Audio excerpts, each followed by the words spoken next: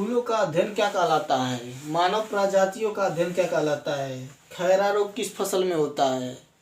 ये हमको ज्ञान होना चाहिए, हर जगह पूछता है। पनामा रोग किस फसल में होता है? सबसे बड़ी रोजगार योजना कौन सी है? सबसे बड़ा लिखित संविधान किस देश का है? और विश्व में सबसे पहला लिखित संविधान कौन था जो 1789 में लिखा गया था? किस देश का पहले सबसे विश्व में सबसे पहले कौन सा ऐसा देश है जिसका 1789 ईस्वी में संविधान लिखना शुरू हुआ था? और उनको कैसा ग्रह कहते हैं? रंगों के आधार पर नीला, पीला, हरा, लाल, गुलाबी कैसा ग्रह कहते हैं? पृथ्वी को कैसा ग्रह कहते हैं? वरुण को कैसा ग्रह कहते हैं? मंगल को किस प्रकार का ग्रह कहते हैं? लाल, हरियर, करिया कैसा ग्रह कहते हैं? हमको बताना है। देखिए फूलों का अध्ययन, देखिए फूलों का अध्ययन हम क्या कहते हैं? फूलों का अध्ययन एंथोलॉजी कहलाता है। क्या कहलाता है? एंथोलॉजी। फूलों का अध्ययन क्या हो गया? एंथोलॉजी। और देखिए मानव प्रजातियों का अध्ययन कहलाता है। क्या कहलाता है? मानव प्रजातियों का अध्ययन एंथ्रोपोलॉजी कहलाता है। एंथ्रोपोलॉजी कहलाता है। मानव प्रजातियों का अध्ययन क्या कहलाता है? एंथ्रोपोलॉजी। और फूलों का अध्ययन एंथोलॉजी। इसमें डाउट पैदा हो जाएगा, जहाँ डंडा वाला रह रहेगा वो मानव का हो जाएगा। यहाँ से याद कर लीजिएगा, जिसमें डंडा वाला रह रहेगा वो डंडा पकड़ के जो बढ़ोती में चलते हैं वो वाला आदमी रहेगा। फूलों का अध्ययन एंथोलॉजी। एंथोलॉजी मतलब चमचमाएगा। खैरा रोग किस फसल में होता है? धान जो होता है, धान में खैरा रोग हो जाता है। किस वजह से धान में खैरा रोग होता है भाई? जस्ता के कारण। जस्ता जो होता है, जस्ता नहीं पाएगा धान, तो उसमें खैरा रोग हो जाएगा।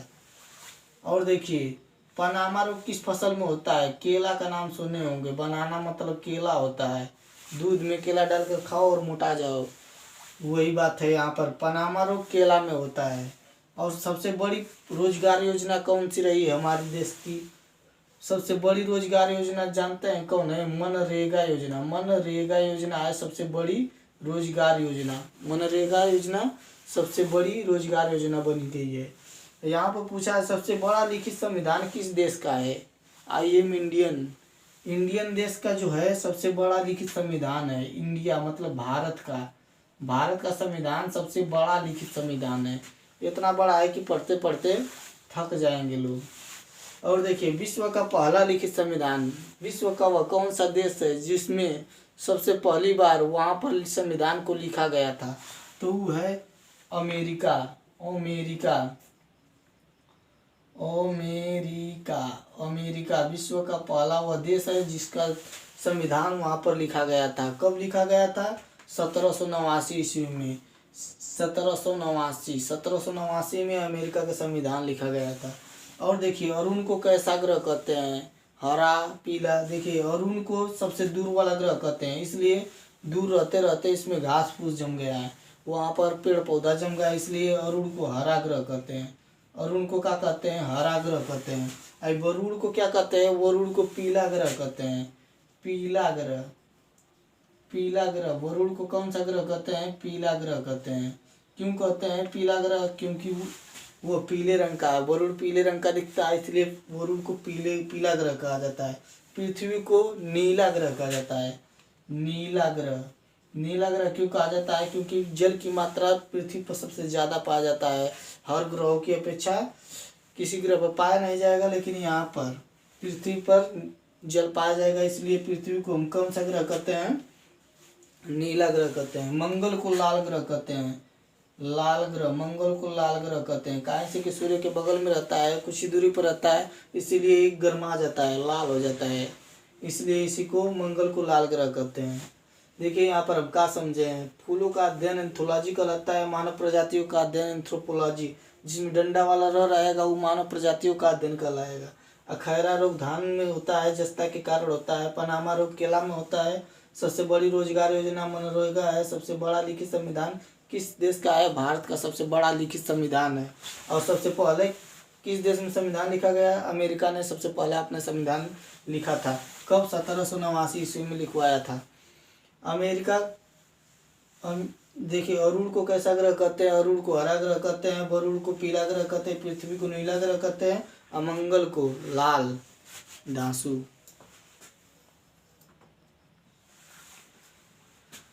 देखिए भाई, यहाँ पर दिया है चीनी का कटोरा किसे कहते हैं? चीनी का कटोरा जानेंगे हम, चीनी का कटोरा किसे कहते हैं उसके बारे में। अब धान का कटोरा ही पूछ दिया, धान का कटोरा किसे कहते हैं? पहले देखेंगे चीनी का कटोरा किसे कहते हैं। क्यूबा का नाम सुने होंगे, क्यूबा। क्यूबा को हम क्या कहते हैं? चीनी का कटोरा। मार चीनी चीनी, मीठा मीठा कर देगा क्यूबा। अब देखिए धान का कटोरा, धान का कटोरा हम किसे कहते हैं? छत्तीसगढ़ को कहते हैं। छत्तीसगढ़ को हम धान का कटोरा कहते हैं। छत्तीसगढ़ को क्या कहते हैं?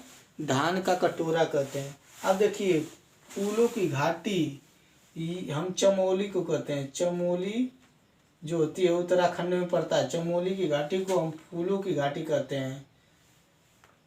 उत्तराखंड में पड़ता है। कहाँ पड़ता है? उत्तराखंड में फूलों की घाटी यानी चमोली पड़ता है।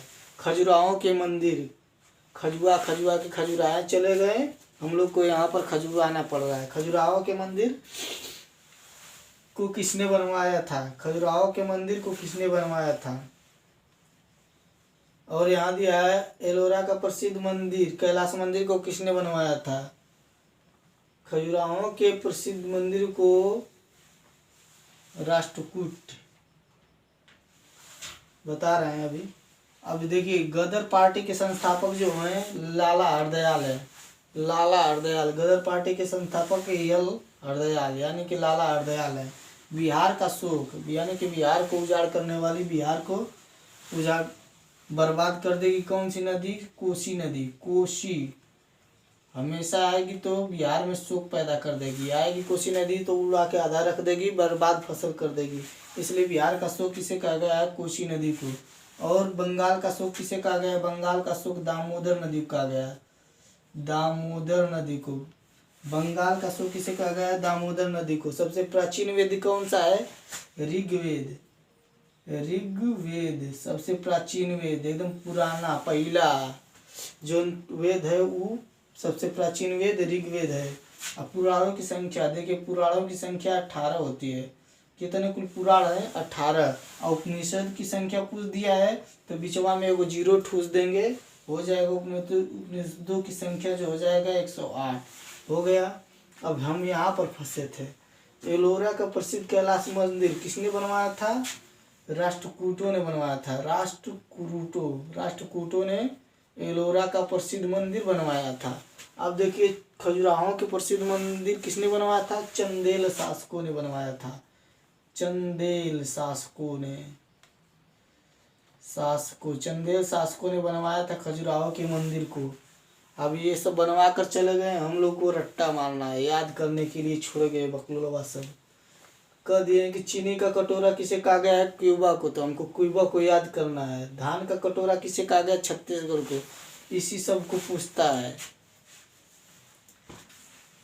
दे देगा कि खजुराहो के मंदिर को किसने बनवाया था, तो वहां पर ऑप्शन दे देगा चंदेल शासकों, राष्ट्रकूटों, मोहनजोदड़ो, कुछ भी अलग अलग नाम दे देगा। पूछ देगा कि कौन है तो सही मार्क कराना है, नहीं गलत मारेंगे तो पास नहीं होंगे परीक्षा में।